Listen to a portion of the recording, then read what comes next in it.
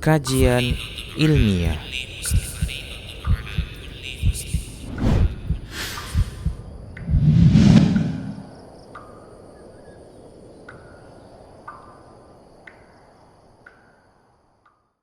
Assalamualaikum warahmatullahi wabarakatuh. Innal hamdalillahi nahmaduhu wa nasta'inuhu wa nastaghfiruhu wa nastahdihi wa na'udzu billahi min shururi anfusina wa sayyiati a'malina. من يهده الله فلا مضل له ومن يضلل فلا هادي له أشهد أن لا إله إلا الله وحده لا شريك له وأن محمدا عبده ورسوله قال الله عز وجل يا أيها الذين آمنوا اتقوا الله حق تقاته ولا تموتن إلا وأنتم مسلمون يا أيها الناس اتقوا ربكم الذي خلقكم من نفس واحدة وخلق منها زوجها وبث منهما رجالا كثيرا ونساء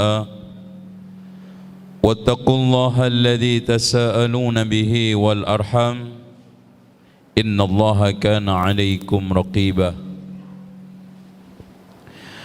وقال عز وجل يا أيها الذين آمنوا اتقوا الله وقولوا قولا سديدا يصلح لكم أعمالكم ويغفر لكم ذنوبكم ومن يطع الله ورسوله فقد فاز فوزا عظيما فإن خير الحديث كتاب الله وخير الهدي هدي محمد صلى الله عليه وسلم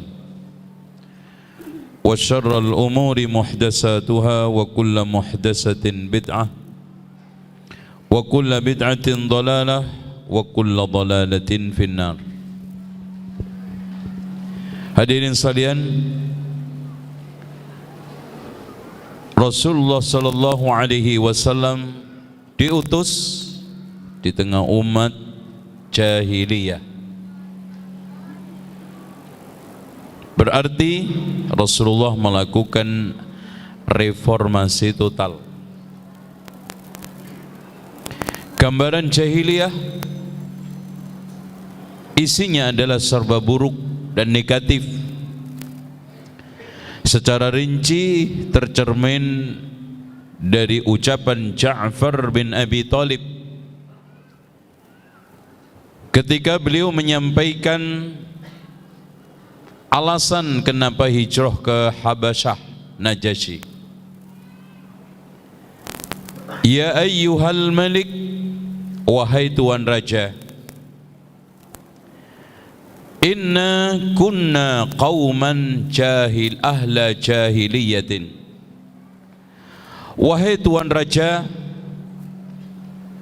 ini menunjukkan memanggil orang dengan panggilan kehormatannya, suatu yang tidak dilarang. Seperti panggil Pak Presiden, panggil Pak Gubernur, termasuk Pak RT. Ayyuhal malik, inna kunna qauman ahla jahiliyatin. Wahai tuan raja, sesungguhnya kami kaum jahiliyah. Na'budul asnam, menyembah berhala. Wa na'kulul maitah, memakan bangkai. Lihat sifat jahiliyah. Wa na'til fawahisha, mendatangin berbagai macam kekejian alias perzinaan. Wa naqta'ul arham, memutuskan silaturahmi. Wa nusi'ul jiwar, sangat buruk di dalam bertetangga. Wa ya'kulul qawiyyu minnal dha'if, yang kuat memakan yang lemah. thumma ba'asallahu ilaina rajulan minna. Kemudian Allah mengutus di tengah kami seorang utusan dari golongan kami. Na'rifu nasabahu, kami kenal nasabnya. Status itu penting. Wa, yang kedua apa? Sidqahu, kejujurannya. Wa amanatahu, amanahnya. Wa afafahu, dan menjaga dirinya. Terus wa ya'muruna bisidqil hadis wa ada'il amanah, memerintahkan kami untuk jujur dalam berbicara dan menunaikan amanah. Masya Allah, ini isi daripada nubuwah, ya. Wa tarki ma ya'budu aba'una nahnu wa aba'una, kami disuruh meninggalkan apa-apa yang menjadi sembahan nenek moyang kami dan juga kami. Minal hijarati wal asnam, baik itu bentuknya batu atau patung. Wa yanhana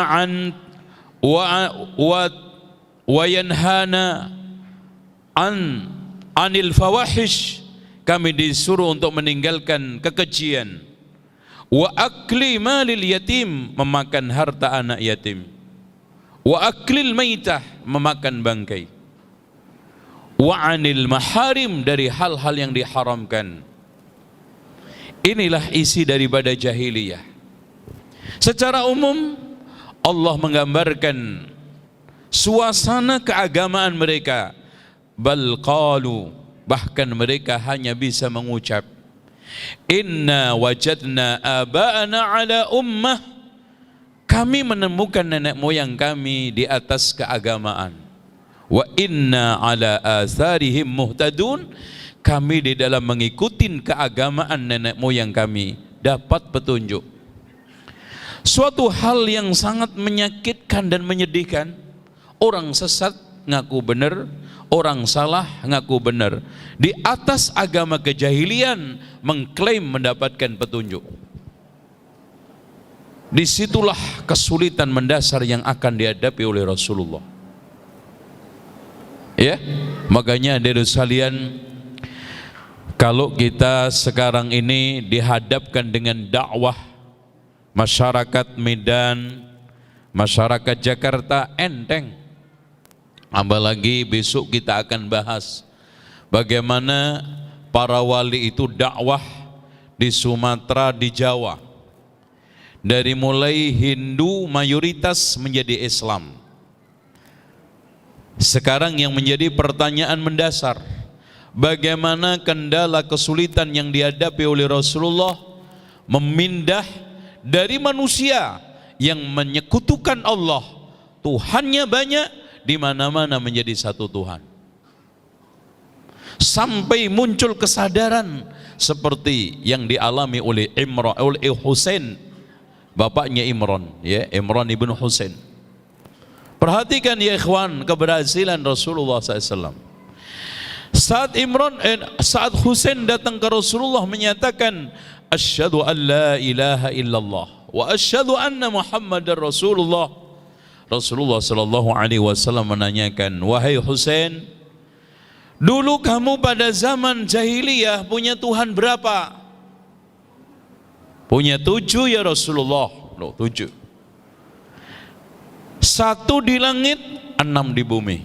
Loh, ngaku juga bahwa yang sebenar-benarnya adalah lebih tulus lagi. Dia mengatakan ketika ditanya Rasulullah, wahai Husain, kalau kamu sedang dalam kondisi terjepit, kamu dalam kondisi sulit, yang kamu mintai yang di mana wahai Husain? Yang ada di langit. Tuh lihat, yang di bumi ditinggalkan. Akhirnya Rasulullah menyempurnakan sampai pada titik al-yawma akmaltu lakum dinakum wa atmamtu alaikum ni'mati wa raditu lakumul Islam madina. Sempurna di atas apa ikhwan? Sempurna di atas Al-Quran dan Sunnah, tidak yang lainnya. Apalagi harus diembel-embelin dengan filsafat dan yang lainnya. Kita yakin Rasulullah SAW menjamin para sahabat masuk surga tanpa filsafat. Dan para sahabat terutama terdepan Khulafaur Rasyidin masuk surga juga tanpa selain Al-Quran dan Sunnah. Malah Rasulullah menjamin, taraktu fikum amraini in tamassaktum bihima lan tadillu ba'di kitabullah wa sunnati. Aku telah tinggalkan di atas di tengah kalian dua perkara, bila kalian berpegang teguh dengan dua perkara itu tidak akan pernah lan, dan lan di sini tufidu ta'bid, selamanya. Selamanya. Di barat, di timur, Arab dan Ajam, selamanya kalau kita pegang dengan Al-Quran dan Sunnah tidak akan menyimpang. Malah sebaliknya, Rasulullah SAW menegaskan, ju'ilas sagharu wa dhillatu ala man khalafa amri.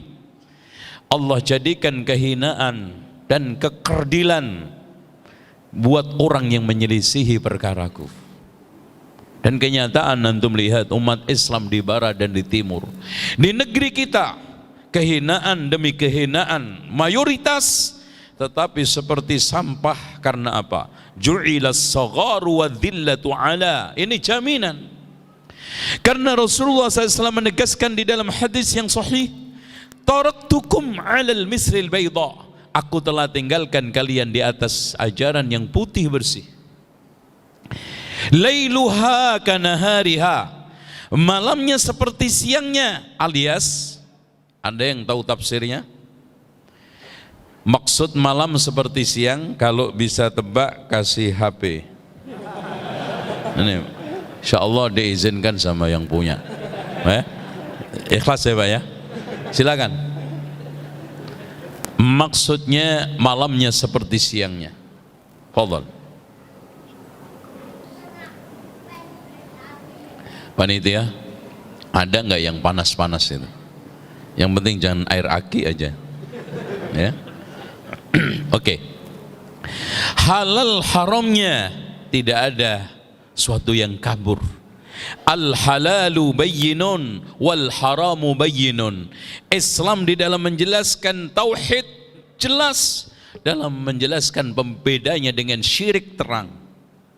Bedanya antara tauhid dengan syirik, bedanya antara sunnah dengan bid'ah, bedanya antara iman dengan kufur, bedanya al-ma'siyah dengan at-ta'ah. Masya Allah, lailuha kanahariha, la yazighu anha ba'di illa halikun, tidak ada yang menyelisihinya pasti. Rasulullah pasti. Halik itu isim, isim itu sudah tidak ada suatu makna waktu dan tempat, pasti. Makanya para ulama ketika mendoakan orang yang mati dilarang almarhum, al-maghfur karena isim. Isim itu memberi makna kepastian, makanya kita dianjurkan rahimahullah. Dan itu halikun, hancur. Hadirin sekalian, Allah Subhanahu wa taala, antum mulai melihat buku yang punya, yang enggak melihat saya.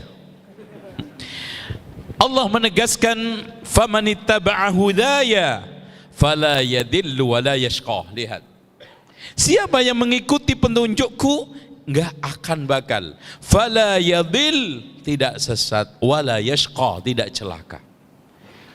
Dan ditegaskan, dijelaskan oleh Allah, wa man a'rada an dzikri. Loh, lihat, siapa yang berpaling, wa man a'rada an dzikri fa inna lahu ma'isyatan dhanka, kesengsaraan didapati umat Islam di dalam sistem ekonominya ketika sistem ekonominya jauh dari syariat. Kesengsaraan didapat umat di dalam sistem politiknya ketika politiknya menjauhi dari Alkitab was Sunnah. Kesengsaraan akan didapat di dalam sistem budaya, sosial, bahkan rumah tangga ketika menjauh dari as-sunnah. Jaminan Allah Subhanahu wa taala bukan dalam konteks di sini dongeng. Allah menghadirkan ayat ini bukan dalam rangka untuk menghadirkan dongeng, legenda, cerita mitos yang hanya buat untuk tontonan, tetapi alif lam mim zalikal kitabu la raiba fi hudan faman ittaba'a hudaya. Hadirin sekalian, oleh karena itu kita bisa simpulkan Allah memberikan dasar agama yang sifatnya final, Al-Quran dan hadis. Kemudian di sana ada mekanisme untuk adaptasi pada setiap tempat, umat dan zaman, ijtihad. Supaya apa? Supaya dalil yang statis bisa adaptasi dengan perkembangan zaman, maka didasarkan atas manhaj yang dinamis, yaitu ijtihad. Akhirnya di sekalian, dasar yang sekarang ini sudah final, yang memang tidak bisa diotak-atik, wahyu, akan selalu bisa beradaptasi pada setiap zaman, tempat dan umat. Makanya Islam selalu bisa diterima. Islam memiliki sifat la yukallifullahu nafsan illa wus'aha. Dengan demikian hadirin sekalian, Islam tidak pernah ketinggalan zaman. Karena memang Al-Quran yang sifatnya global hanya bisa dijelaskan melalui ijtihad. Yang pertama ijtihad Rasul. Makanya kata Imam Asy-Syafi'i, sebetulnya sunnah hadis adalah pada dasarnya hasil ijtihad Rasulullah terhadap Al-Quran. Karena Allah berfirman, wa anzalna ilaika dzikra litubayyina linnasi ma nuzzila ilaihim. Saya turunkan kepadamu Muhammad adz-dzikra agar kamu menjelaskan kepada umat. Menjelaskan pakai apa? Pakai sunnah. Makanya di sini hadirin sekalian, sungguh sangat pandir, sungguh sangat tidak logis kalau ada orang hanya terima Al-Quran, tidak mau menerima sunnah. Kenapa? Bahkan para ulama mengatakan Al-Quran lebih butuh sunnah daripada sunnah kepada Al-Quran. Maksudnya Al-Quran tidak akan bisa diamalkan tanpa sunnah. Perhatikan sekarang Allah mengatakan wa aqimus shalah wa atuz zakah. Mana penjelasan tentang tata cara solat? Dari mulai caranya takbiratul ihram, caranya meletakkan kaki saat tahiyat, caranya kita mengangkat tangan pada saat takbir, termasuk juga zikir setelah sholat. Sekarang Allah menjelaskan kewajiban tentang zakat. Mana nisab? Rincian perkara-perkara yang wajib dizakatin. Emas sekian, kambing sekian, kemudian unta sekian. Begitu juga puasa. Mana sekarang etika sahur, adab buka, dan termasuk juga Idul Fitri, termasuk juga i'tikaf qiyamul lail kalau tidak ada sunnah. Allah menjelaskan tentang masalah hukuman potong tangan sampai mana? Ini juga tangan, ini juga tangan, ini juga tangan. As-sunnah menjelaskan. Bahkan ya ikhwan, 90% praktek haji kita dapatkan dari sunnah. Makanya Rasulullah SAW ketika menjelaskan global tentang haji, mengatakan di akhir litakhudhu anni manasikakum, hendaknya kalian mengambil manasik dariku. Rasulullah mempraktekkan haji dari mulai awal sampai akhir. Inilah yang dipahami oleh sahabat Rasulullah sallallahu alaihi wasallam. Dilanjutkan terus mahlah. Ya ikhwan, sepeninggal Rasulullah bukan berarti Islam tuntas. Sahabat ungkang-ungkang, sahabat nyantai. Bahkan ya ikhwan, ketika Rasulullah sallallahu alaihi wasallam haji wada, jumlah para sahabat yang ikut haji wada berapa?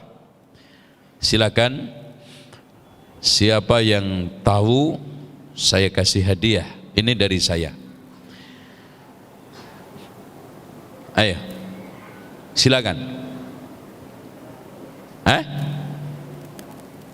Berapa? 1.500.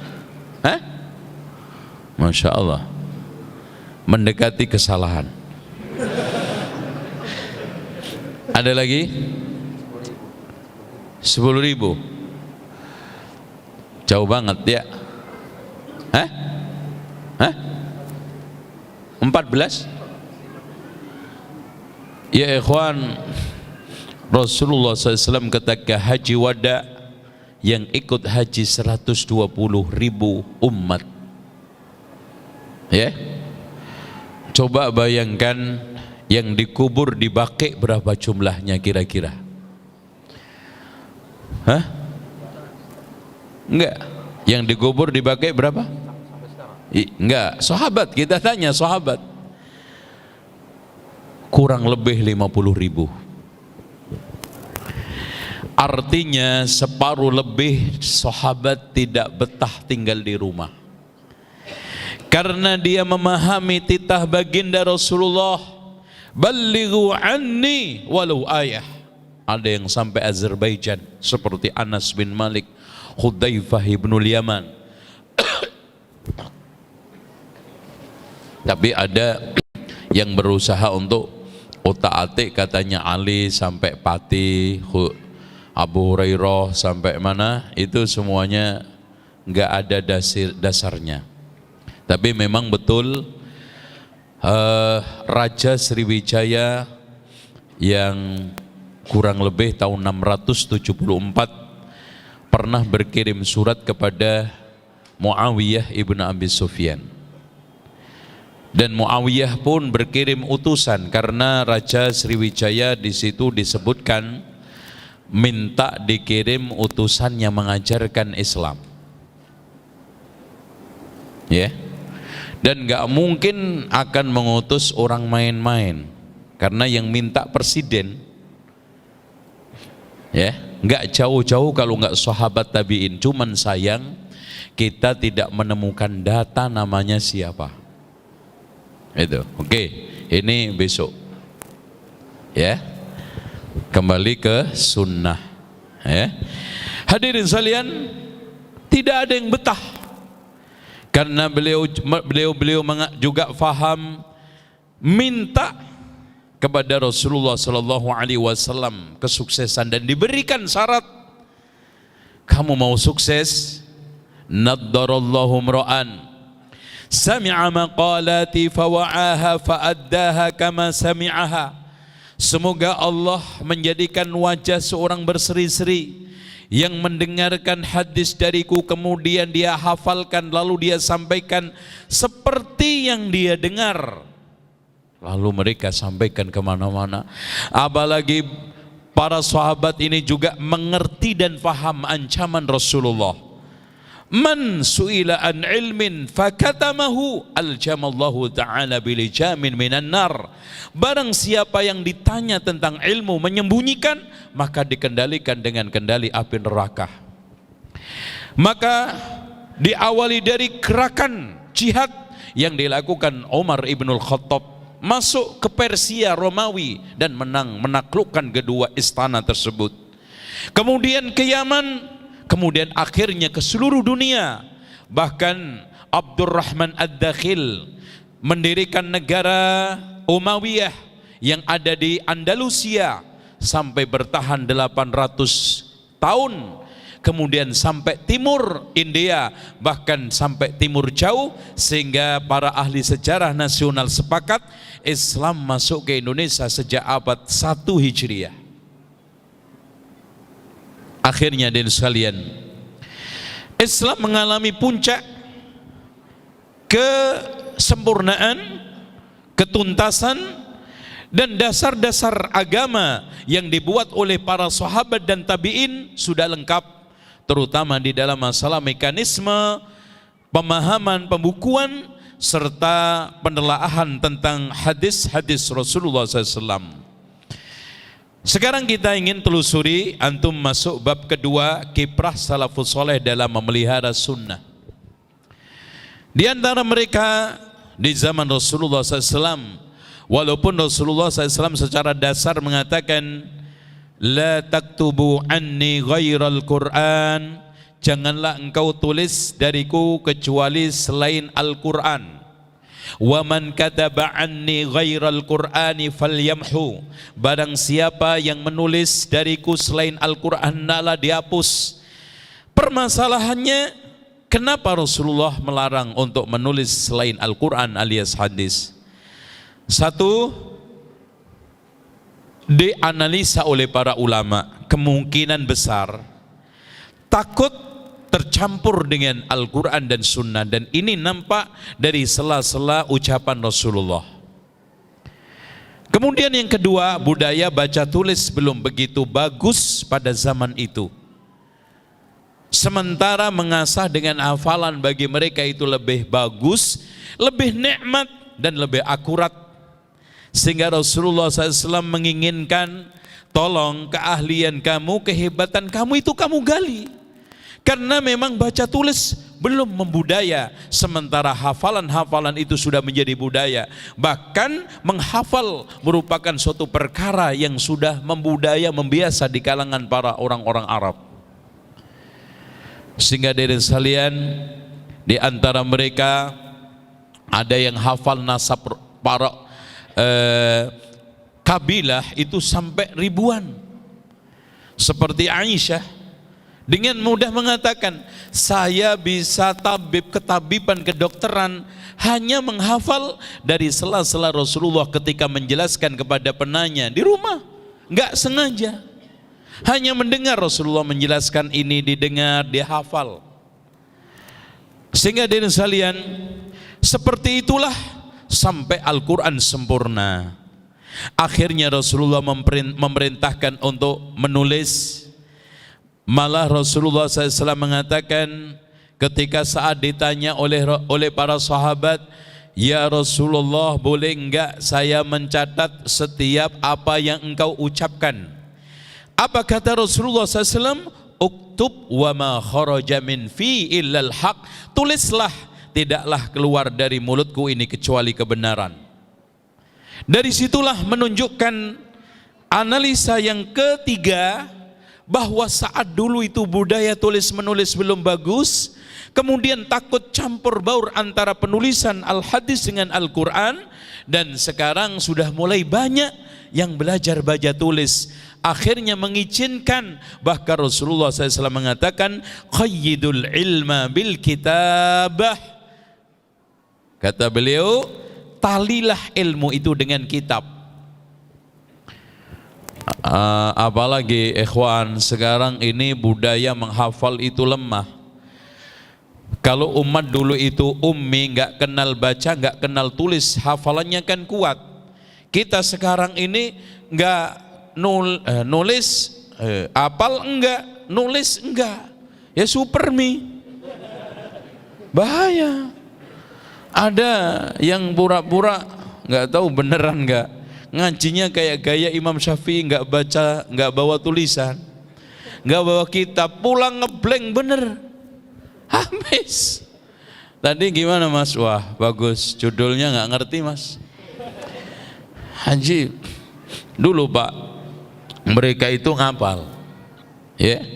Kalau nggak nulis ngapal, kalau nggak ngapal tulis baca, nggak ngapal, nggak nulis, nggak baca, apa namanya? Super ummi, ya. Nah, hadirin sekalian yang dirahmati oleh Allah, dari sinilah para sahabat menempa kesemangatan untuk menyebarkan ilmu, membukukan hadis Rasulullah. Malah puncaknya pada zaman Umar bin Abdul Aziz selaku khalifah Bani Umayyah memerintahkan Abu Bakar Muhammad ibnu Syihab Az-Zuhri mengumpulkan seluruh ulama penjuru Islam dari barat dan timur untuk membukukan hadis. Apalagi saat telah tercampur antara riwayat ahli sunnah dengan ahli bid'ah, seperti yang dikatakan oleh Imam Muhammad ibnu Sirin, kami dulu tidak pernah menanyakan tentang hadis dan sanad hadis. Setelah muncul ahli bid'ah, maka kita katakan kepada mereka, sammu lana rijalakum, sebutkan rijal-rijal kamu. Kalau kita temukan dari ahli sunnah kita terima, kalau kita temukan dari ahli bid'ah kita tolak. Oleh karena itu hadirin sekalian, saat salah satu khalifah datang kepada Abdullah ibn Mubarak yang pernah mendengar ahli bid'ah yang sudah tobat mengatakan, dulu saya ketika menjadi ahli bid'ah telah menyebarkan 15.000 hadis palsu. Apa kata Abdullah ibn Mubarak? Ta'ishu lana al-jahabidah. Akan dihadapin pendekar-pendekar ahli hadis. Kenapa? Karena ahli hadis lebih pinter membedakan antara hadis palsu dengan hadis dhaif lebih daripada ahli mata uang membedakan antara uang palsu sama uang asli. Orang yang sudah ahli itu Pak, pegang gini aja berasa kok, wah ini uang palsu mas, merem ya. Makanya antum jangan anggap ahli hadis kayak antum. Wah jangan-jangan nanti ulama ini keliru, yang sebenarnya dhaif disohehkan, yang sebelumnya soheh didhaifkan. Ente nyamain ulama sama diri antum, kurang ajar nggak? Mas, antum jangan terlalu suudzon. Takaran antum kalau melihat orang yang senam, masya Allah cungkir balik, kira-kira ngelihat antum kayak apa? Mustahil itu orang. Kalau ana udah nungging tuh. Hadirin sekalian, memang tidak banyak ahli hadis. Makanya Imam Malik mengatakan ada di Madinah 70 orang. Kalau seandainya mereka kita pasrahkan untuk memegang kunci gudang harta kekayaan amanah, tapi kita tolak hadisnya karena nggak ahli. Tuh zaman Imam Malik, nggak sembarangan. Makanya ada namanya perawi yang majhul. Siapa? Mereka yang tidak dikenal memang ahli hadis. Tahu-tahu ujuk-ujuk ada namanya Parno, rawahu Parno, an ngatno, an parmin. Sopo iki? Nggak mungkin kan? Harus jelas. Haddasana Yahya, an Qatadah, an Masruq. Ulama jelas. Tahu-tahu haddasana ngatno, an Parno, an parmin. Qala Rasulullah SAW. Sopo iki? Ini berarti perawi apa? Majhul. Enggak sembarangan. Sehingga diri sekalian, bukan hanya itu saja, ulama sangat hati-hati sampai perawi walaupun sudah terkenal tetapi mengandung keburukan hafalan tidak diterima. Contoh saja problematika masalah hadis-hadis qunut, qanata Rasulullah SAW hatta faraqad dunya, itu hadisnya diriwayatkan oleh Abu Ja'far Ar-Razi.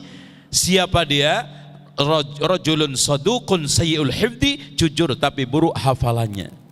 Apalagi ini hadis ada tabi'nya. Satu lagi dari jalan yang lebih parah yaitu Amr bin Ubaid.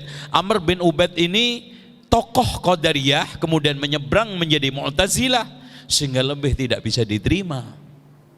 Oh, hati-hati. Oleh karena itu kita lihat standar seleksi hadis.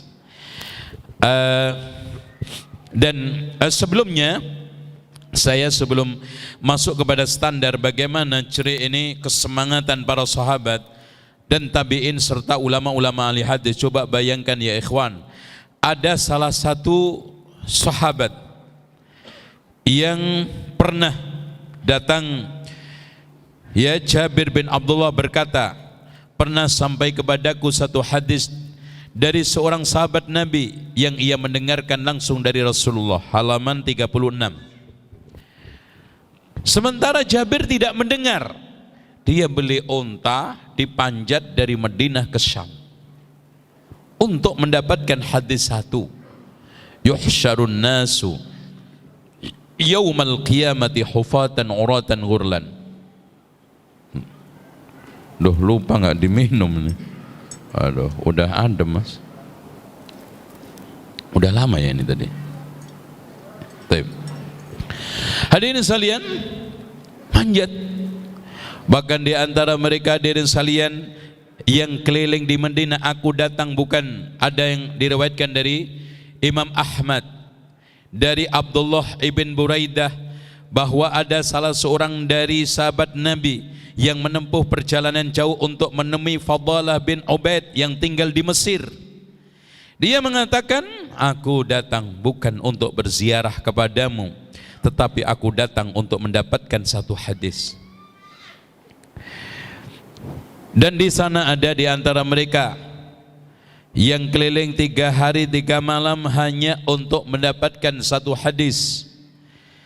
Bahkan Imam Asy-Sya'bi berkata, kalau seandainya seorang pergi dari Syam hingga Yaman hanya untuk mendapatkan satu mutiara hikmah, maka perjalanannya tidak dianggap sia-sia.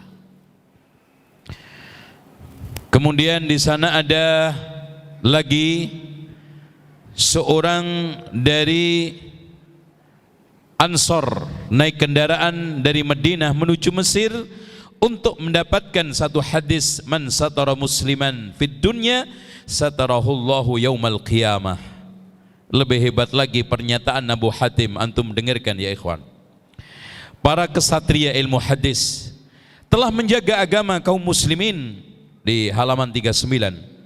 Mereka memberi petunjuk ke arah jalan yang lurus, berkelana menyusuri gurun pasir, menapaki lembah dan bukit, bukan untuk membuka nasi padang di Jakarta atau jualan duku Medan, duku ya, durian, tidak.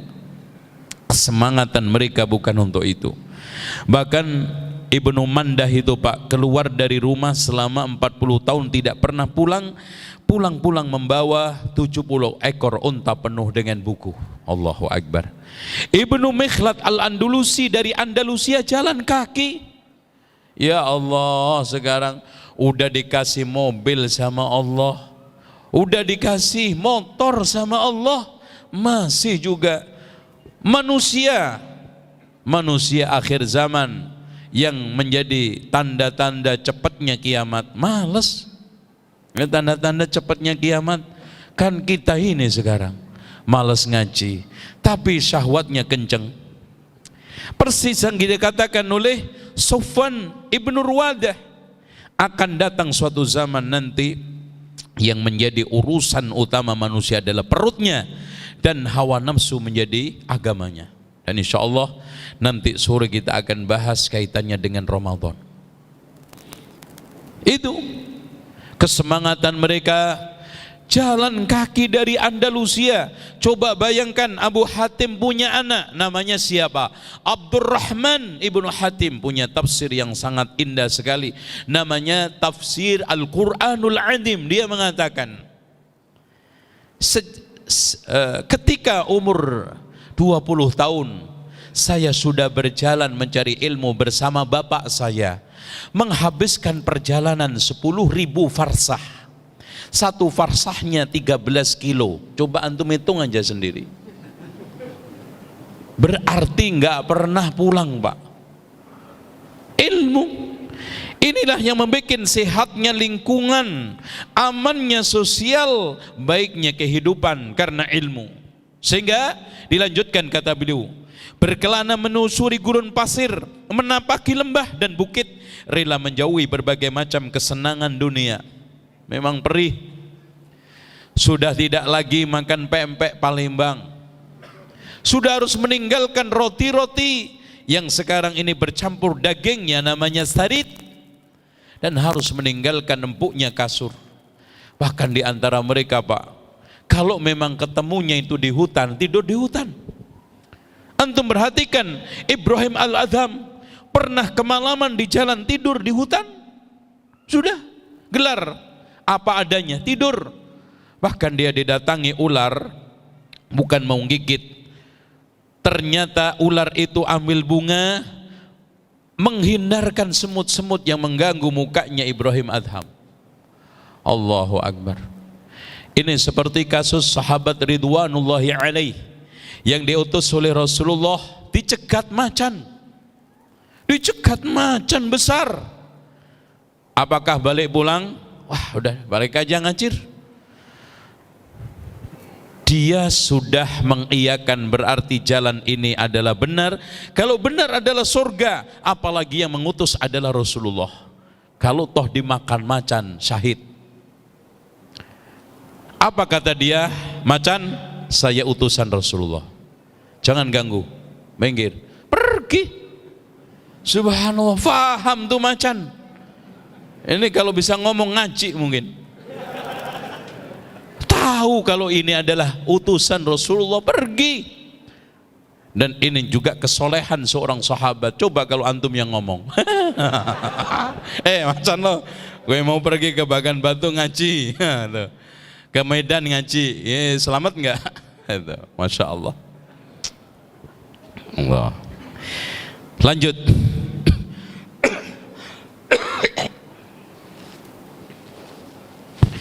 Tidak betah tinggal di rumah karena memang nikmatnya berkelana. Tagharrab anil awtani fi talabil ula fasafir fa fil asfari khamsu fawaida. Ini dulu saya hafal di pesantren karena NU dulu ngapalnya begitu. Kata Imam Asy-Syafi'i, bepergianlah kalian untuk berkelana karena dalam berkelana itu ada 5 faedah. Tafriju hammin, mendapatkan jalan keluar.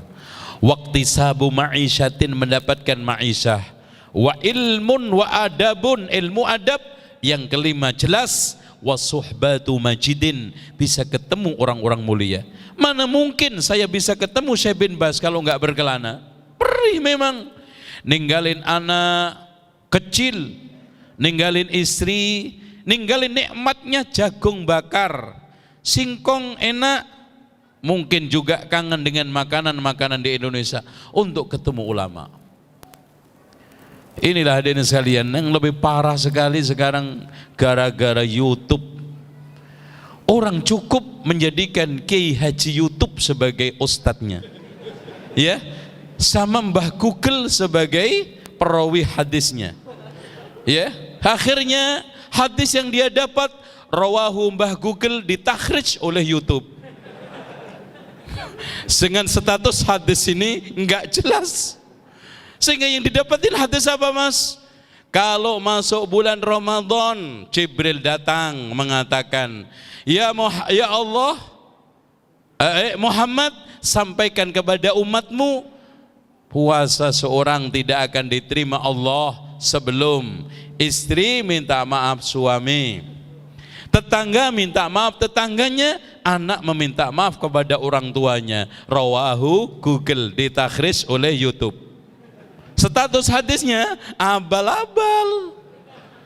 Itu, ya Allah, ini sedih. Makanya ikhwan, antum jangan jadikan utama, apalagi apa yang nggak ada YouTube. Boleh, tapi antum dengar YouTube juga ngaji di rumah Yuni, ya, di rumah, di masjid, halaqah. Inilah yang menghadirkan barokah. 5 tadi. Makanya ini yang dipahami oleh sahabat ridwanullahi alaihim dan tabi'in. Lanjut, mereka tidak betah tinggal di rumah, tidak ingin terus bersantai di daerah, bahkan mereka pergi dan tidak ingin terus bersantai di daerah, bahkan mereka pergi dalam rangka menelusuri hadis-hadis yang ada di berbagai kota dan daerah, menghimpun sunnah Nabi penuh dengan pengorbanan, dan mereka menempuh perjalanan sangat jauh dan jarak cukup panjang hanya untuk mendapatkan satu hadis. Atau mereka hidup sengsara berhari-hari dalam perjalanan hanya untuk mendapatkan satu kalimat hikmah.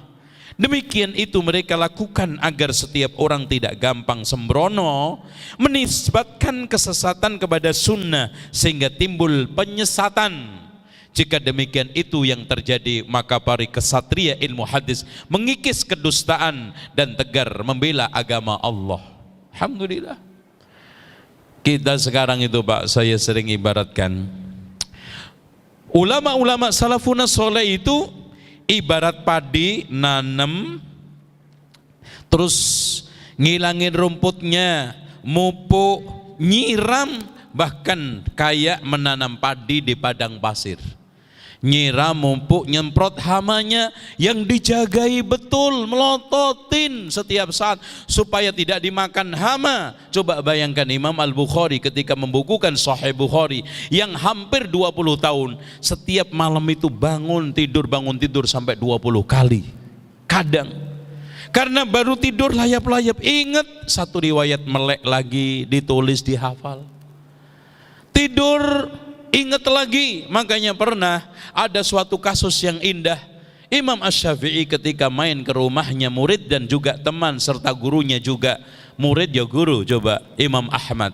Karena murid, karena memang Imam Ahmad belajar kepada Imam Asy-Syafi'i. Guru, karena beliau mengatakan, wahai Ahmad, kamu ahli hadis, mana aja hadis-hadis yang aku tidak ketahui, kamu ketahui, sampaikan ke saya. Masya Allah, tawaduknya Imam Asy-Syafi'i. Dan memang begitulah kebiasaan para ulama. Coba bayangkan Imam Asy-Syafi'i ketika kelas sama muridnya Abdul A'la. Ketika saat menyampaikan suatu pendapat di majelis begini, Abdul A'la sedang ngaji, tahu-tahu pergi nyelonong. Kayak antum tuh kalau nggak setuju sama ustadz, langsung lonos saja. Ya. Akhirnya Masya Allah setelah ta'lim, Imam Syafi'i datang ke rumah. Nggak disangka orang sehebat itu datang ke rumah ngetok, ternyata dirangkul. Nangis dia. Ya Allah, Imam Syafi'i datang ke rumah, ada apa? Wahai Abdul A'la, kita sepakat di banyak hal. Masa gara-gara berselisih dalam satu ini aja kita harus putus? Wah, makin nangis. Inilah hadirin sekalian yang mereka lakukan. Sehingga hadirin sekalian sunnah menjadi utuh. Lalu hadirin sekalian, bukan hanya itu saja. Para ulama membuat satu kaidah untuk seleksi hadis. Di antaranya adalah pertama, antum bisa lihat 55 kaidah dasar ilmu hadis. Pertama, Islam. Nah, di sini mungkin antum kalau nanti membaca kitab saya tentang Wali Songo, atau ada orang yang menolak tentang masalah Wali Songo karena riwayatnya begini begitu, Pak. Beda pembukuan riwayat hadis dengan pembukuan sejarah. Bedanya minimal 2. Kalau sejarah bicaranya untuk ngecek ada tidak, tapi kalau hadis benar tidak. Makanya kalau hadis nggak boleh menambil riwayat dari orang kafir, kalau sejarah boleh. Oh gitu. Makanya antum kalau baca sejarahnya Imam At-Tabari, sejarahnya Imam Ibnul Asir, sejarahnya Imam Ibnu Khaldun, sejarahnya Imam siapa lagi, Ibnu Katsir, Imam Ibnu Asir, At-Tabari, banyak kita temukan beliau meriwayatkan dari ahlul kitab. Ahlul kitab muslim apa kafir? Karena masalah sejarah itu hanya untuk membuktikan ada enggak ya peristiwa ini. Tapi kalau hadis benar enggak? Beda. Untuk masalah membuktikan benar enggak, orang kafir itu tertuduh. Makanya kaidah pertama harus Islam. Tetapi kalau sekarang dia mendengarkan sesuatu pada zaman kafir, kemudian setelah itu masuk Islam, maka riwayatnya bisa diterima. Contoh, Tamim Ad-Dari pernah mendapatin kisah Al-Jassasah, yang tidak lain adalah Dajjal yang menemukan orang yang rambutnya banyak, makhluk yang rambutnya banyak. Saat itu dia temukan dalam keadaan kafir. Boleh setelah dia masuk Islam. Dengan demikian hadirin sekalian, kenapa alasannya sebetulnya simpel. Kenapa orang kafir tidak diterima riwayatnya? Di sini dijelaskan oleh Al-Khatib Al-Baghdadi, jika hal itu dibolehkan dalam kesaksian, maka dalam periwayatan lebih bisa diterima, karena hukum periwayatan lebih luas ketimbang kesaksian. Maka telah terdapat beberapa sahabat mendengarkan sebuah hadis sebelum masuk Islam, kemudian disampaikan setelah masuk Islam. Tapi kalau masih tetap kafir tidak boleh, simpel alasannya, karena orang kafir tidak dijamin amanah untuk menyampaikan kebenaran Islam. Orang non-muslim tidak bisa dipegang amanahnya untuk menyampaikan kebenaran, sehingga dia itu pihak tertuduh, sehingga tidak bisa kita jadikan sumber. Makanya sebetulnya Pak, di sini stressing utama kita menolak riwayat dari orang kafir atau non muslim atau muslim, itu intinya sebetulnya bukan kafirnya, kata Syekh Al-Albani. Intinya kita ragu mendapatkan hadis itu, intinya dusta.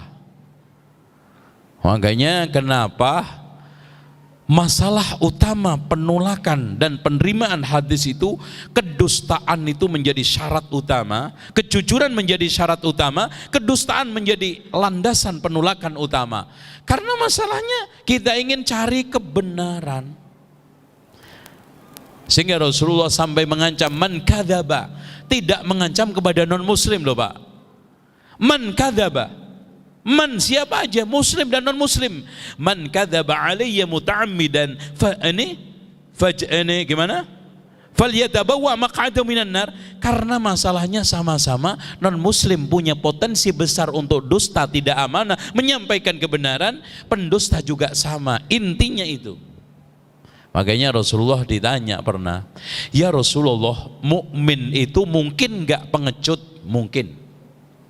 Ayakunul mu'minu jabbana? Na'am. Ayakunul mu'minu bakhila? Na'am. Mungkin enggak orang mukmin pengecut? Iya. Mungkin enggak orang mukmin bakhil? Iya. Ayakunul mu'minu kadzdzaba? Mungkin enggak orang mukmin itu pendusta? La. Kenapa Pak? Karena jadi pengecut enggak merubah status nama muslim. Jadi bakhil juga enggak merubah status nama muslim. Tapi kalau pendusta berubah jadi apa? Udah. Di dalam firman Allah, idza ja'akal munafiquna qalu nashhadu innaka la rasulullah wallahu yashhadu innaka la rasulullah wallahu ya'lamu innal munafiqina lakadzibun. Enggak dijamin.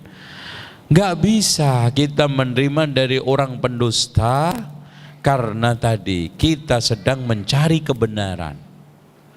Sementara orang dusta tidak dijamin aman untuk menyimpangkan, menyampaikan kebenaran secara amanah. Non muslim juga sama, stressingnya di situ. Mereka tidak amanah, dijamin dipegang untuk menyampaikan secara baik kebenaran. Yang kedua, mukallaf.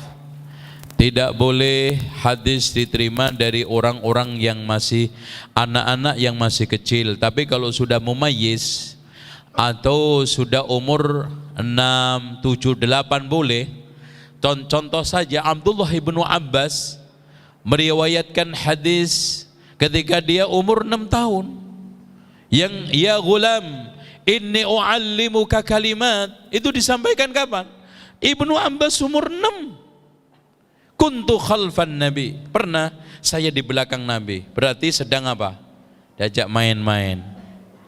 Ya, mungkin dibonceng. Ya gulam inni u'allim. Padahal Pak, Rasulullah SAW wafat saja, kata beliau apa?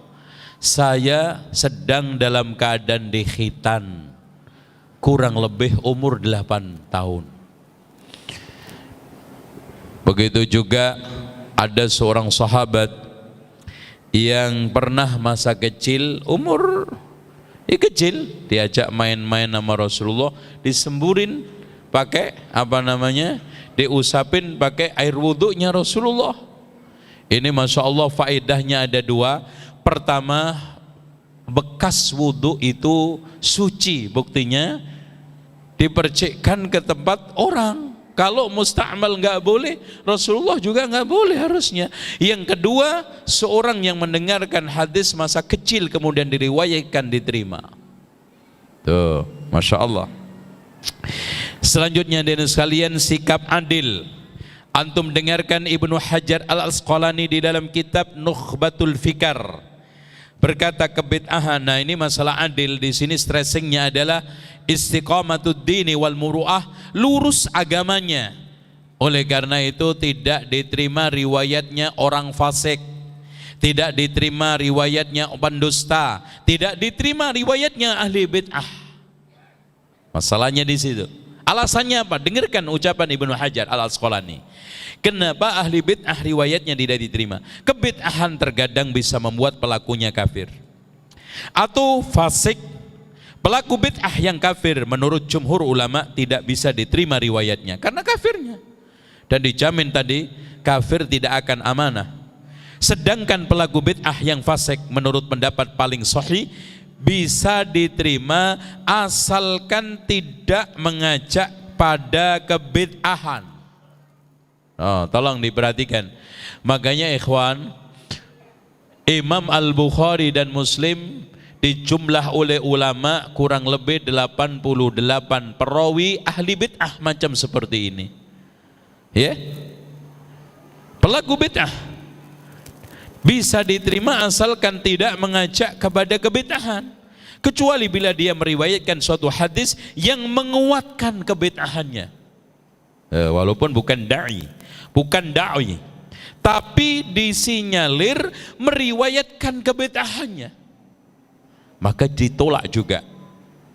Maka menurut pendapat yang terpilih harus ditolak riwayatnya, seperti yang telah ditegaskan oleh Al-Jauzani, guru Imam Asy-Syafi'i. Abu Hatim berkata, di antara perawi yang ditolak hadisnya adalah ahli bid'ah yang mengajak umat manusia kepada kebid'ahannya hingga menjadi panutan dan tokoh dalam kebid'ahan dan menjadi rujukan dalam kesesatan, seperti Ghailan ad-Dimaski, Amr bin Ubaid, Jabir al-Ju'fi. Jabir al-Ju'fi ini tokoh Syiah, Amr bin Ubaid itu tokoh Mu'tazilah yang dulunya Qadariyah. Kenapa pindah Mu'tazilah? Setelah menikah dengan bibiknya Wasil bin Atha. Siapa Wasil bin Atha? Tokoh Mu'tazilah. Jadi ini besanan kompak dunia akhirat sampai neraka. Masya Allah ya. Iya, kompak. Hadirin sekalian, Ghailan ad-Dimashqi ini penyebar juga Qadariyah. Makanya Qadariyah itu asalnya muncul dari seorang Kristen yang masuk Islam namanya Susan. Susan punya murid Ghailan ad-Dimashqi. Ghailan ad-Dimashqi punya murid namanya Ja'ad bin Dirham. Ja'ad bin Dirham punya murid namanya Jahm bin Safwan. Makanya rentetan sama ini, guru sama murid. Semua penyebar kesesatan, apalagi Jahm bin Safwan yang tokoh lahirnya Jahmiyah. Dia membuat bibit kesesatan paling fundamental 3. Yang pertama, dialah yang pertama kali menggulirkan Jabr, teori Jabriyah, di mana manusia di depan takdir itu seperti manusia jatuh dari langit, nggak bisa berbuat daya upaya. Ya udah pasrah aja. Akhirnya yang ekstrim Jabriyah ini mengatakan kita di dalam maksiat ini sebetulnya sedang melakukan ketaatan, karena yang menghendaki maksiat Allah dan nurut. Loh, nurut kok dikatakan maksiat? Yang menghendaki maksiat siapa? Allah. Lah saya nurut Allah, mosok disuruh Allah, setelah nurut mosok ditampar?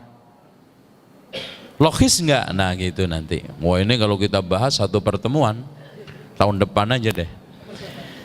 Nah, di sekalian, dia tidak bisa membedakan turun dipaksa tanpa ada upaya dengan turun pakai payung parasit.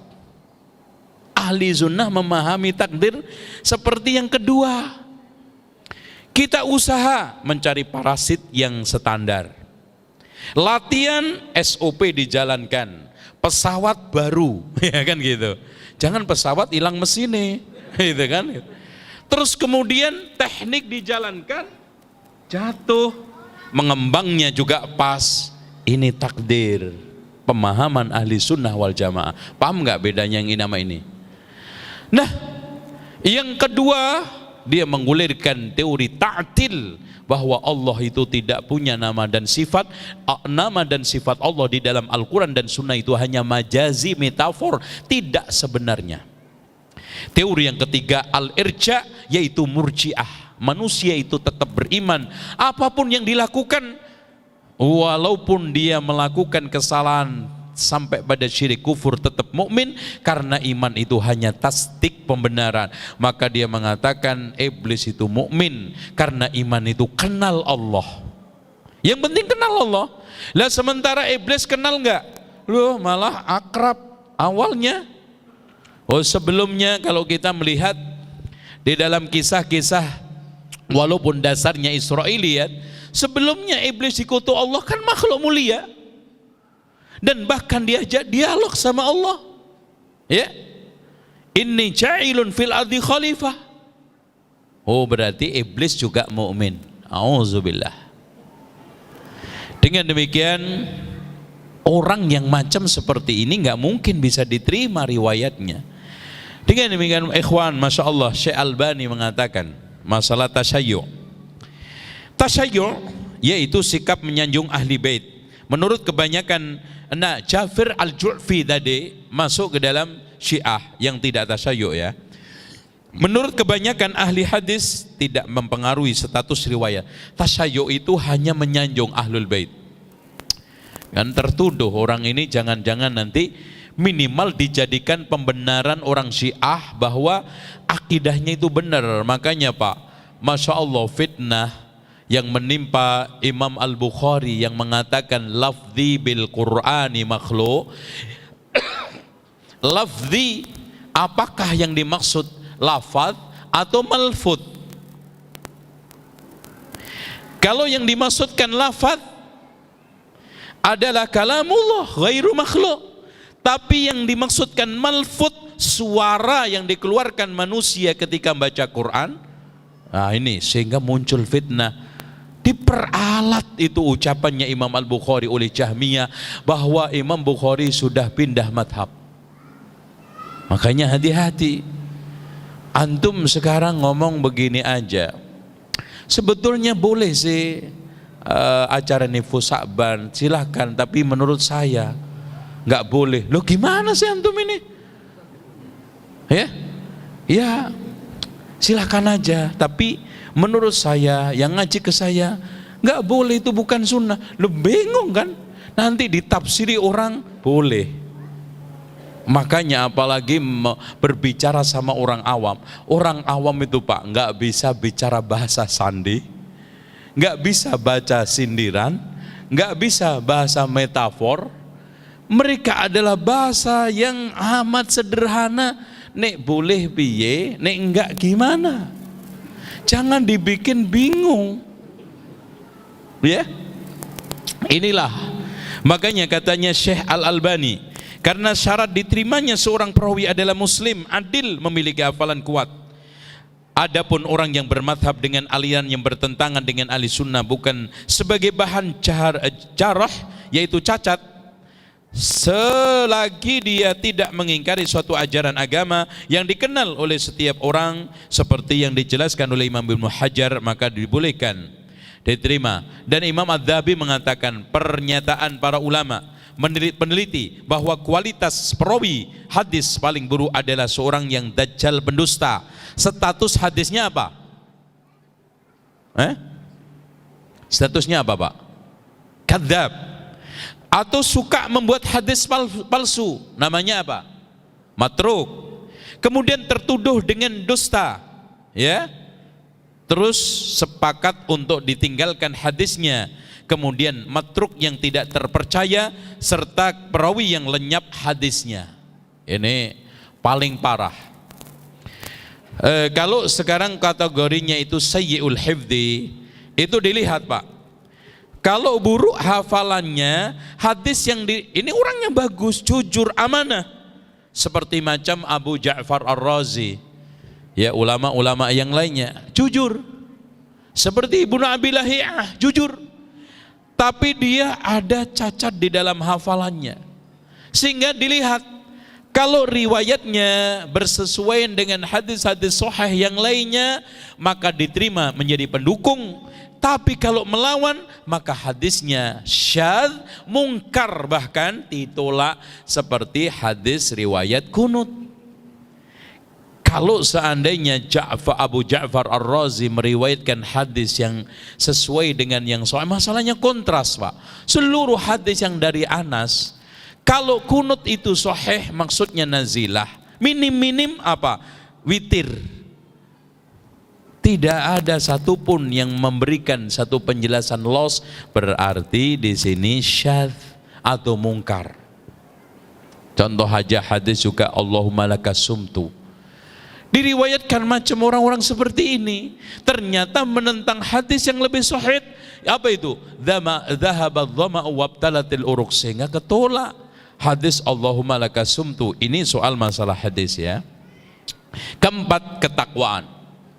Takwa adalah kemauan kuat untuk melaksanakan perintah Allah dan menjauhi larangannya, sehingga jauh dari dosa besar dan tidak terus-menerus berbuat dosa kecil atau membuat kebid'ahan dalam agama dan terbukti berdusta di tengah manusia. Dan ini juga kata Imam As-Suyuti, kenapa kita menolak riwayat para pemalsu hadis Nabi walaupun sudah bertaubat. Masya Allah Pak, ini Masya Allah, ini ada kalimat yang belum pernah saya temukan kecuali dari Imam As-Suyuti, dan ini ucapan sangat menarik ya, dan ini ternyata sumbernya dari ulama hebat ahli hadis, Imam Sunnah, yaitu Imam Ahmad. Kenapa kita tetap menolak hadisnya pendusta walaupun dia sudah bertaubat?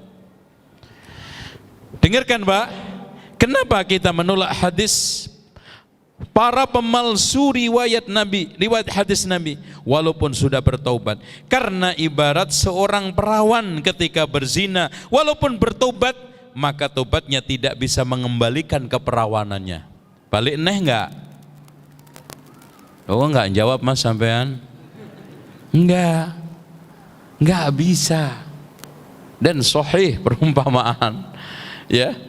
Jadi perawi pendusta itu kayak perawan berzina. Salahnya kamu berzina, habis.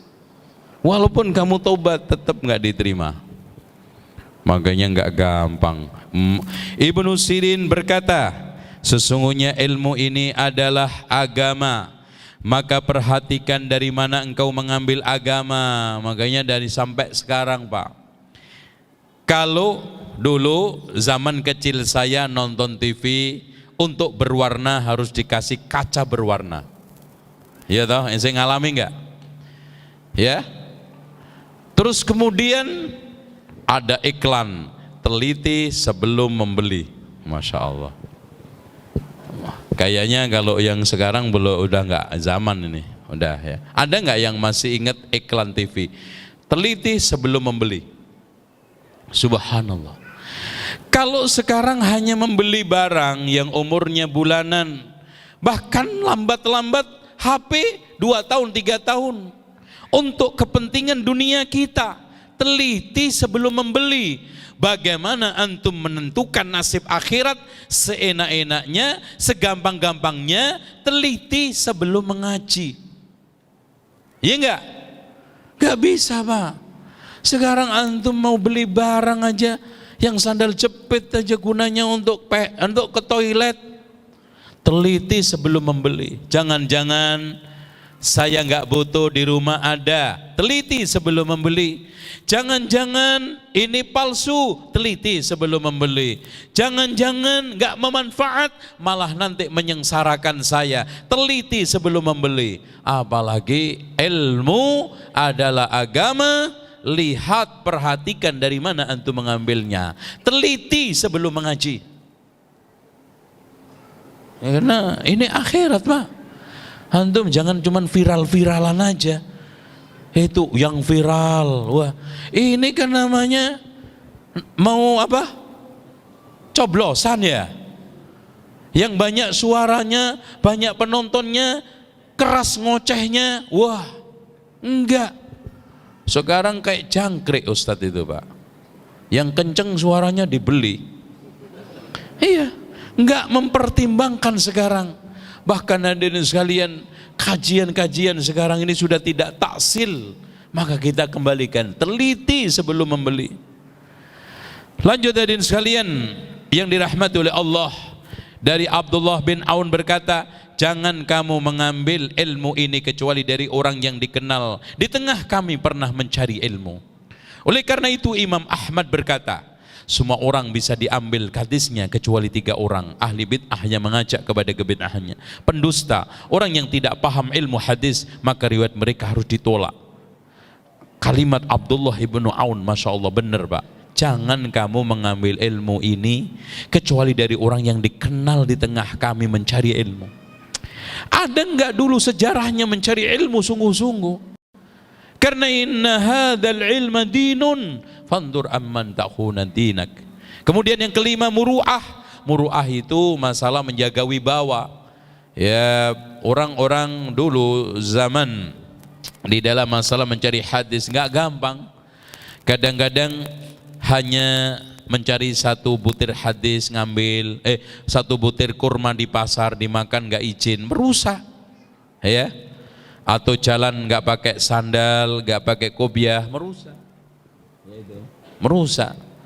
Pakaian-pakaian yang tidak patut itu tidak layak untuk dipakai oleh ahlul ilmi. Itu bisa membuat cacat. Ya. Allahu a'lam bishawab. Keenam, ad-dhabt, yaitu akurat. Akurat itu bisa 2, akurat dalam hafalan, akurat dalam tulisan. Intinya apa yang disampaikan itu harus benar-benar sesuai dengan hadis yang didengar oleh dari Rasulullah SAW, yang tadi Rasulullah mendoakan, nadarallahu mra'an sami'a maqalati fa'addaha fawa'aha fa'addaha kama sami'aha. Dia dengar, dia hafalkan, dia sampaikan persis seperti yang dia dengar. Yahya bin Sa'id Al-Qahtan mengatakan, berapa banyak orang yang soleh tetapi sebaiknya tidak menyampaikan hadis dikarenakan dia seorang yang teledor dan buruk hafalannya. Dan Sulaiman bin Musa berkata, para ahli hadis berkata, janganlah kalian mengambil hadis dari orang yang hanya mengambil hadis dari tulisan belaka. Kalau zaman sekarang cuman dari YouTube, cuman belajarnya dari lembaran-lembaran kitab, tidak. Nah, sekarang hadirin sekalian, soal masalah kaitannya dengan penelitian hadis, penelitian matan, penelitian sanad, ini antum bisa baca insyaallah. Sekarang jam berapa sekarang, Pak? Hah? Wah, sudah habis ya. Sebetulnya ada kaidah memahami hadis, ini penting sekali. Cuma saya akan sampaikan secara singkat. Sunnah kalau sahih nggak mungkin bermasalah. Begitu juga Al-Quran. Tapi permasalahan yang sering menjadi celotehan banyak orang awam, Pak. Kenapa Al-Qurannya sama, hadisnya sama, umat ini pecah? Jawabannya simple, karena pecah pemahaman. Kam min aibin qaulan sahihan fa'afatuhu minal fahmis saqim. Berapa banyak orang yang mencela suatu kebenaran, masalahnya cuma 1, kata Imam Asy-Syafi'i, salah faham.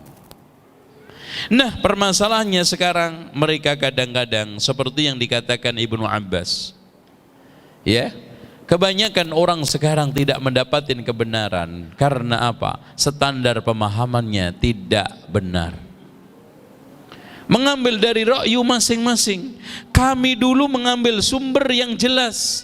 Sekarang mereka mengambil Al-Quran dan Sunnah melalui sumber ra'yu masing-masing. Sementara ra'yu ini 1 orang aja 10 bisa, apalagi 4 orang, apalagi Masya Allah sekian menafsiri hadis masing-masing, memahami hadis masing-masing hancur. Sehingga Masya Allah makin hari makin kita temukan pemahaman yang aneh-aneh. Kita temukan pendapat yang aneh-aneh, akhirnya membuat orang bingung. Bingung akhirnya apa? Enggak mengamalkan Islam. Adanya cuma bingung. Apalagi orang awam, sangat rendah dia kemauannya untuk betah di dalam khilafiyah, Pak. Akhirnya ketika membahas, menyoal dan menghadapi khilafiyah, aduh pusing mas. Terus akhirnya apa? Enggak sama sekali. Wes malas, akhirnya mundur. Karena mereka itu apa aja instan, Pak. Apa aja pengennya sederhana, apa aja pengen simple. Dikasih khilafiyah yang berbelit-belit, akhirnya enggak. Antum lihat aja sholat tarawihnya orang awam, yang dipilih yang mana? Yang cepat.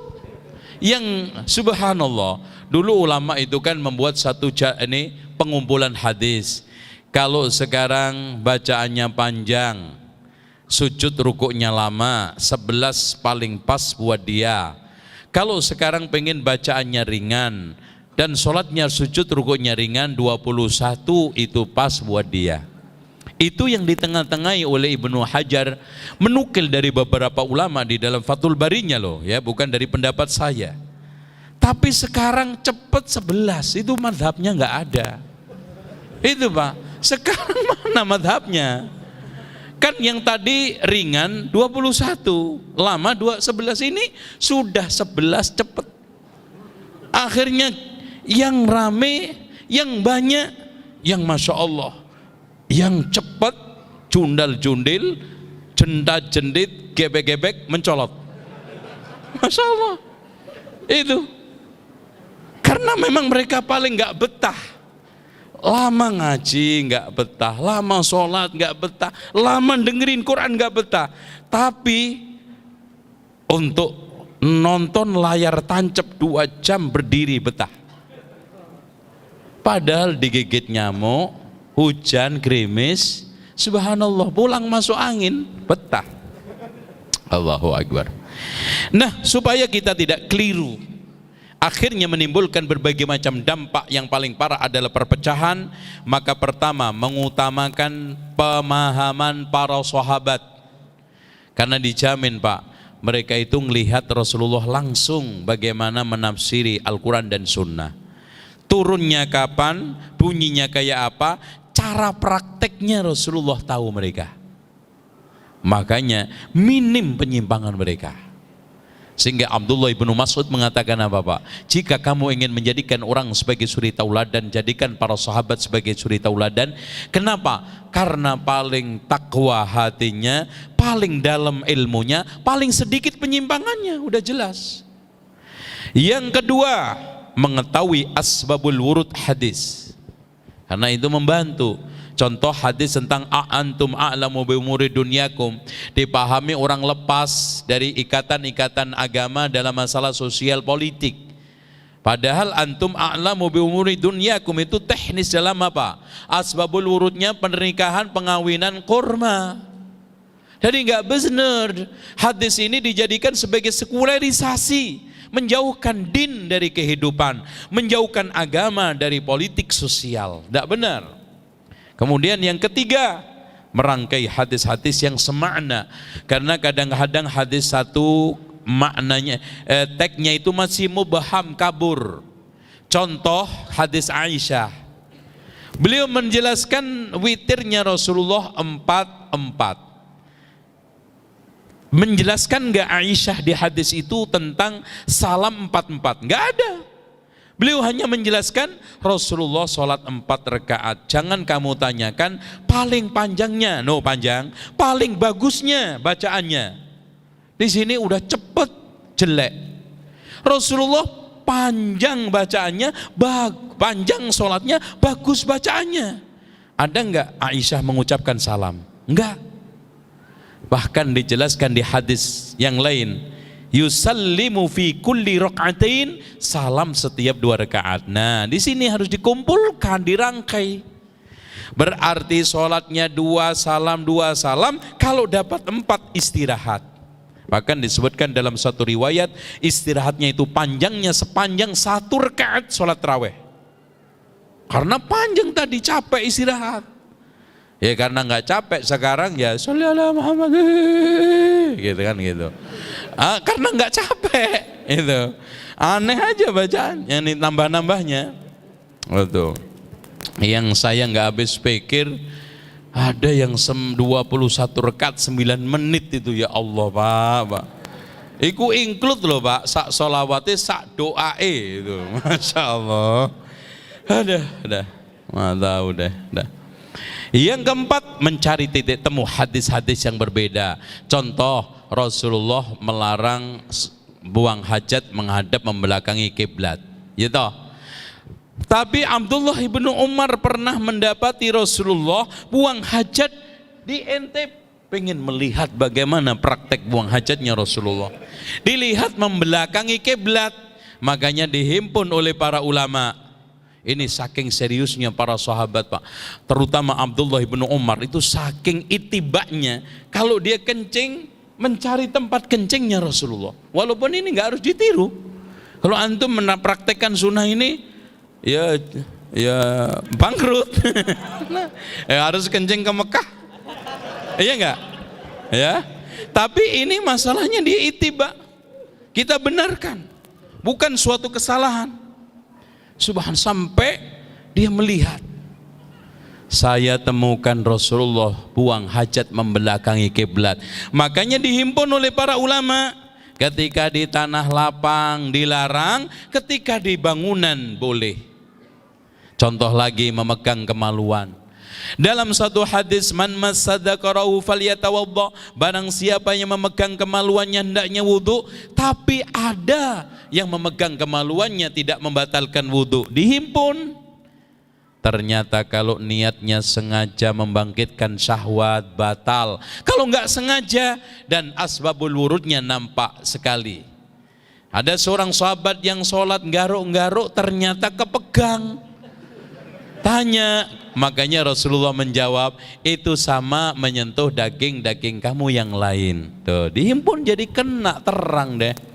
Makanya Pak, kalau ada nas yang kontradiksi, itu alternatifnya cuma 3. Satu, hadisnya salah satunya pasti yang dhaif. Yang kedua, kalau sama-sama sahih, pasti salah satunya ada yang dinasakh, dihapus. Dan yang ketiga, pasti yang nggak benar di sini. Udah, iya. Kalau ada hadis yang sahih, sama-sama sahih, ya. Kalau satu enggak, dua enggak, berarti kan di sini yang ada masalah, gitu. Makanya antum jangan serta merta, wah ini hadis kayaknya nggak masuk akal. Lah akalmu cilik banget toh Mas, akhirnya nggak melebu-melebu, kan gitu. Iya. Lubangnya otak kamu terlalu kecil, hadis ini terlalu besar buat antum, makanya nggak masuk. Jangan gampang memvonis hadis ini, hadis minum kencing air unta nggak masuk akal, hadis lalat masuk minuman dicelupin.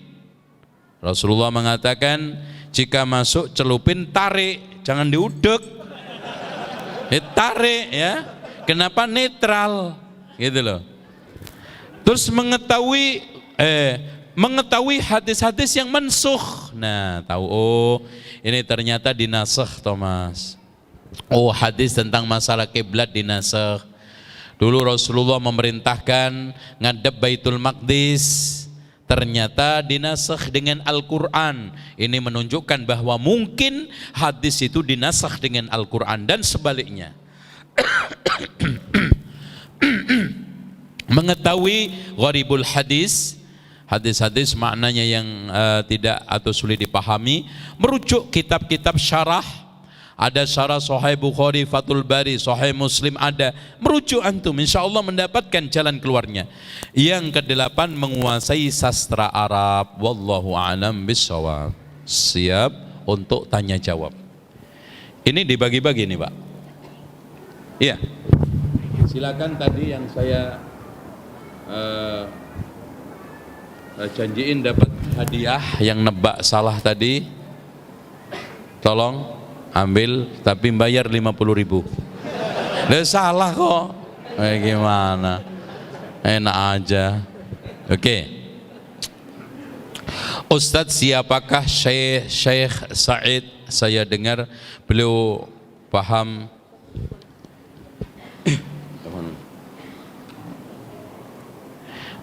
Hadirin sekalian, saya juga mengenali beliau Said Al-Qahtani ini hanya dari tulisan-tulisan, dan juga beberapa kitab, terutama Al-Hisnul Muslim, menjadi masyhur. Tapi apapun bentuknya, ya, kalau kitab-kitabnya jelas menyimpang kita tolak, yang benar kita terima, itu aja.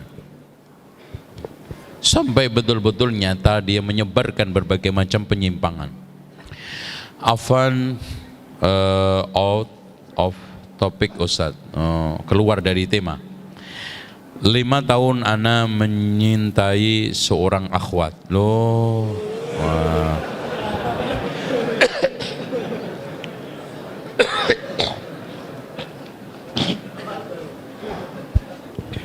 Wah ini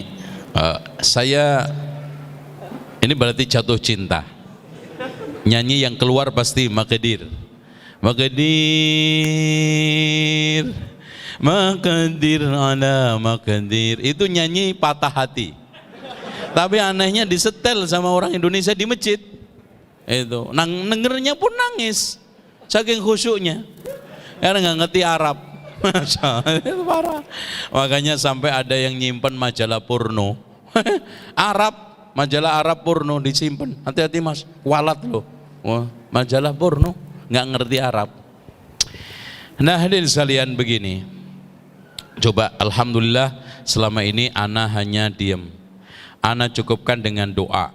Namun semakin kesini sekarang ana takut untuk menikahinya. Ana takut salah niat, bukan karena ibadah namun karena cinta. Ana takut hal ini termasuk syirkul mahabbah. Masya Allah. Ini tawadhu bener apa tawadhu yang dibuat-buat? Akhirnya pemicu kelemahan adalah tawadhu yang dibuat-buat. Contoh, nggak mau adzan, takut riya. Ana takut mas, amal pengen didengar orang. Ya namanya adzan mas, siapa? Lucu ente. Aduh mas, saya terus terang nggak mau adzan karena amal saya takut rusak didengar orang. Terus gimana mas? Ana juga nggak mau sholat jamaah mas, takut riak dilihat orang. Habis, udah di kamar aja ente. Nah ini ana sarankan, memang betul seorang tidak disalahkan untuk bercinta. Makanya antum baca kitabnya Ibnu Hazm, kitab percintaan paling bagus dan paling cocok dibaca oleh muda-mudi yang sedang kasmaran. Judulnya Tauqul Hamamah. Tauq itu hiasan yang ada di leher, itu apa namanya, leher burung dara kan, burung terkukur itu ada itunya loh mas, kayak kalung. Dia mengumpamakan cinta itu seperti ini, melekat alami, nggak bisa dihilangkan, indah memang. Nabi pun bercinta kata beliau, sehingga cinta itu tidak tercela di agama, dilarang oleh syariat. Nabi pun bercinta, tapi yang benar. Contoh, mencintai janda di poligami boleh, benar nggak?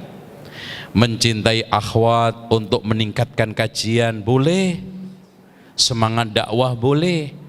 Dan proses yang dilalui itu wajar, ada rasa hati. Tapi jangan nanti setelah menikah punya anak 6 katanya hilang rasa hati saya. Terus kemarin rasa apa? Kurang ajar loh. Sudah punya anak 6, wah pak saya nggak punya rasa lagi pak. Lo kemarin rasa opo? Durian. Saiki kedondong kecut ya. Itu ya, itu aja. Awali dengan kebaikan, bercinta buka dengan kebaikan, ta'aruf yang syar'i, kenalan yang syar'i, melihat nador yang syar'i, walimah yang syar'i. Insya Allah antum akan mendapatkan jalan yang diridhoi Allah. Orang yang menolak asma wa sifat, apakah mereka masih ahlu sunnah? Kita lihat dalam konteks ini tidak mudah. Makanya para ulama mengatakan Asy'ariyah itu firqah yang paling dekat dengan sunnah dalam konteks. Tapi dalam masalah asma wa sifat catatannya berat seperti itu. Tetapi intinya hadirin sekalian, siapapun yang menyelisihi ahlu sunnah wal jamaah, penyelisihan itu besar kecilnya menentukan status dia. Ya, makanya contoh Imam An-Nawawi menyelisihi di dalam hal asma wa sifat dengan ahli sunnah, tapi para ulama tidak mengeluarkan beliau dari ahli sunnah wal jamaah, ya enggak? Imam Ibnu Hajar juga sama, beliau di dalam masalah asma wa sifat, ya, ada ketergelinciran, tapi tidak ada satu ulama pun yang mengeluarkan Ibnu Hajar dari ahli sunnah wal jamaah. Nanti antum baca kitab ini, kaidah ahli sunnah di dalam menilai ahli bid'ah. Intinya ulama itu tidak boleh kita keluarkan dari ahli sunnah karena kesalahan ijtihad, walaupun dalam masalah akidah. Wallahu a'lam. Ustadz, saya lihat di kalender Hijriah di HP mulai tanggal 9 setelah berpuasa, ternyata puasa Ayyamul Bid di kalender Hijriah sunnah dimulai tanggal 10. Apakah sah puasa saya? Intinya di sini antum ambil yang paling mendekati kebenaran, yaitu penanggalan yang Ummul Qura. Karena penanggalan Ummul Qura itu didasarkan atas ru'yah. Inilah yang dipegang oleh Al-Haramain, yaitu Masjidil Haram dan Masjid Nabawi. Ya, insya Allah ini yang dipakai standar jam Al-Fajr. Ini bukan kampanye ya Pak ya, bukan iklan. Ini selalu update karena pakai satelit. Jadi penanggalan ini agak tepat, antum pakai 13, 14, 15 Ummul Qura yang dipakai standar oleh Al-Fajr. Tapi kalau sudah ibadah-ibadah besar, tetap kita harus real count, tidak boleh pakai quick count. Ya, real count, quick count hisab. Sebelum masuk Ramadan sudah ngomong-ngomong kan, quick count. Sebelum KPU menentukan, itu quick count. Makanya hisab itu hanya dijadikan dasar awal, bukan dasar penentu. Yang menentukan tetap real count. Sekarang kira-kira nanti Ramadan kapan Thomas? Gitu aja. Kalau dijadikan sebagai penentu, masalahnya bulan belum keluar. Dan bulan itu hanya bisa dilihat, tidak bisa ditanya. Kalau kita bisa tanya, enak. Bulan, lo mau keluar tanggal berapa? Masalahnya bulan tidak bisa ngomong. Lo paham nggak antum? Sehingga kira-kira aja nanti kalau dilihat ru'yah real count yang menetapkan isbat pemerintah, itulah yang jadi dasar. Oke. Haji juga begitu, pakai ini ru'yah. Kalau Ayyamul Bid nggak ada masalah, karena masalah ringan pribadi, yang ono melakukan, yang sini tidak. Tapi nanti aja deh, nanti malam kita sampaikan hikmah kenapa puasa Ayyamul Bid. Apakah menyentuh kemaluan anak kecil, nyebokin termasuk membatalkan? Enggak.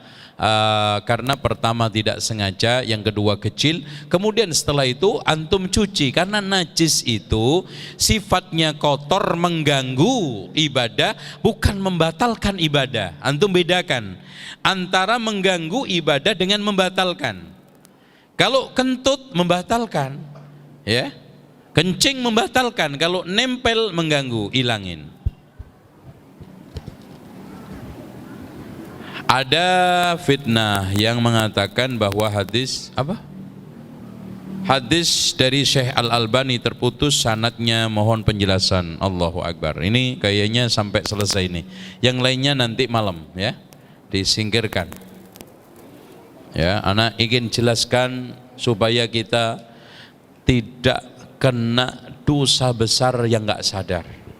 Ya ikhwan, kita punya pedoman yang tidak bisa diotak-atik. Innamal ulama warasatul anbiya. Dan insya Allah Syekh Al-Albani termasuk berdasarkan real realita memang beliau ahli ilmu, dan pujian sanjungan ulama sezamannya, sampai Yusuf Al-Qaradawi mengatakan ulama hadis Syam hanya Albani. Hanya Albani, beliau mengatakan. Hadirin sekalian, kita juga punya kaidah pedoman dari seorang ulama besar pada era awal-awal kejayaan Islam, yaitu Imam Ibnu Asakir mengatakan, inna luhumal ulama'i masmumatun, sesungguhnya darah daging ulama itu beracun. Wa adatullahi ala muntaqisihi ma'lumatun, permusuhan Allah buat orang yang mencelanya adalah jelas. Dan ya ikhwan, saya ingatkan kepada antum semua, kalau menggibah orang biasa saja dikatakan oleh surat Al-Hujurat apa Pak? Memakan daging bangkai. Orang biasa, mungkin dia cuman hanya sekedar bisa sholat wajib 5 waktu, profesinya becak, itu aja dikatakan memakan bangkai, apalagi ulama. Dan ikhwan, perlu diketahui, tak kenal maka tak sayang. Demi Allah, kalau antum ketemu Syekh Albani dan apa yang dilakukan oleh Syekh Albani dan ketawaduan Syekh Albani, yakin tidak akan bisa mengatakan kalimat Albani, apalagi mengatakan seperti hal-hal yang lainnya, yang ulama tukang jam, yang ulama terputus sanadnya. Yang dimaksudkan sanad apa? Kalau yang dimaksudkan sanad haddasana memang sudah enggak ada. Sejak ditulisnya Sahih Muslim sudah tidak ada budaya itu. Yang ada adalah seleksi menurut standar ahli hadis. Contoh saya sekarang mentakhris suatu hadis, mengatakan hadis ini sahih menurut standar ulama ahli hadis. Itu yang terjadi, dan ini dilakukan oleh siapapun, bukan hanya Syekh Albani. Kenapa Anda hanya mengatakan kepada Syekh Albani? Ahmad Syakir, ulama muhakkik Mesir melakukan itu. Ulama-ulama yang lainnya di belahan dunia, kenapa hanya sentimennya kepada Syekh Nasruddin Al-Albani? Dan ya ikhwan, kita sekarang tidak usah banyak berteori.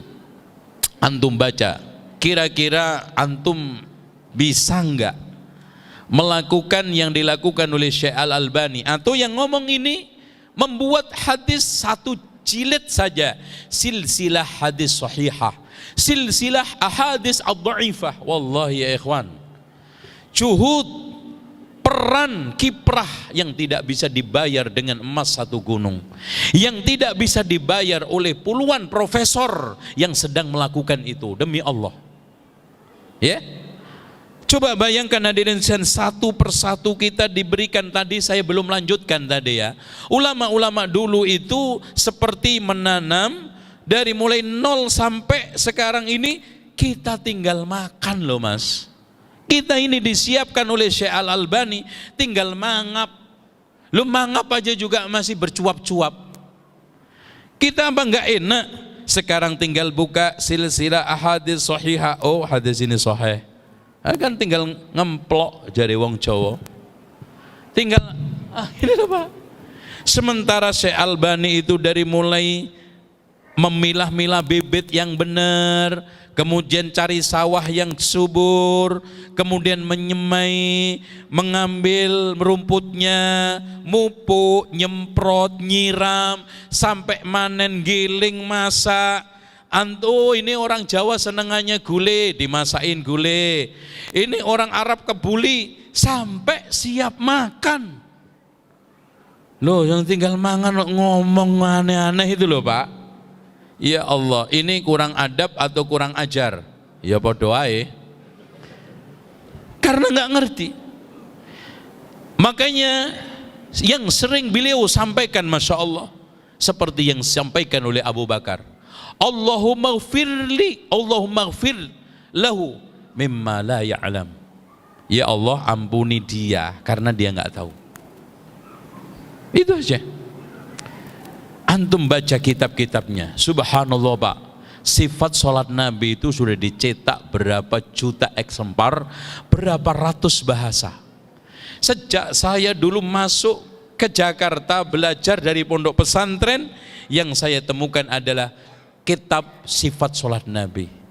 Masya Allah, semua umat mendapatkan manfaatnya, silsilah ahadits.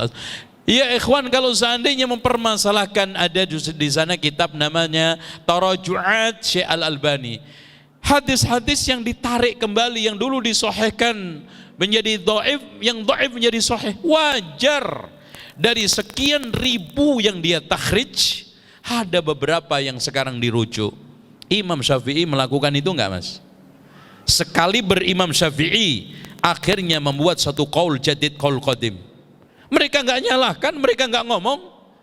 Kenapa Anda tidak mencela Imam Asy-Syafi'i? Karena dia menarik pendapat-pendapatnya yang dulunya boleh jadi boleh, yang tidak boleh sekarang dibolehkan. Namanya ada qaul jadid, ada qaul qadim. Wajar, karena dia bukan malaikat, bukan seorang nabi, dan ulama itu melakukan kesalahan dimanapun. Makanya Imam Malik mengatakan apa? Kullun yu'khadu wa yutraku min qawlihi illa sahibu hadzal qabr. Masing-masing orang bisa diambil dan ditolak pendapatnya kecuali yang punya kuburan ini. Siapa? Rasulullah sallallahu alaihi wasallam. Tapi hadirin sekalian, bukan berarti sekarang yang salah kita benarkan, yang benar kita salahkan. Kita proporsional memandang Syekh Albani sebagai seorang ulama, muhaddis, bahkan komentar-komentarnya. Siapapun yang dekat dengan Syekh Nasruddin Al-Albani akan memujinya. Syekh Muhammad ibnu Shalih Al-Utsaimin baru ketemu beberapa kali, menyanjungnya dengan sanjungan yang Masya Allah. Syekh bin Bas, para ulama-ulama yang lainnya, bahkan di Timur Tengah, di Syam, bahkan Syekh Muhammad Yusuf Al-Qardawi mengatakan ulama ahli hadis Syam hanya Albani. Kurang lagi clear? Ya wes Mas, terserah sampean. Udah jam udah habis, insya Allah saya juga udah capek. Ketemu lagi nanti jam berapa? Ba'da maghrib di sini ya. Dan insya Allah acara besarnya besok kita bahas Wali Songo. Ada atau tidak? Nanti kita akan uji lewat berbagai macam uji kesejarahan. Kita akan tilisik Islam dari mulai Sumatera sampai Jawa, dari Malaka sampai Maluku, dari Merauke sampai Maluku, insya Allah. Demikian, subhanakallahumma wa bihamdika asyhadu an la ilaha illa anta astaghfiruka wa atubu ilaik. Wassalamualaikum warahmatullahi wabarakatuh.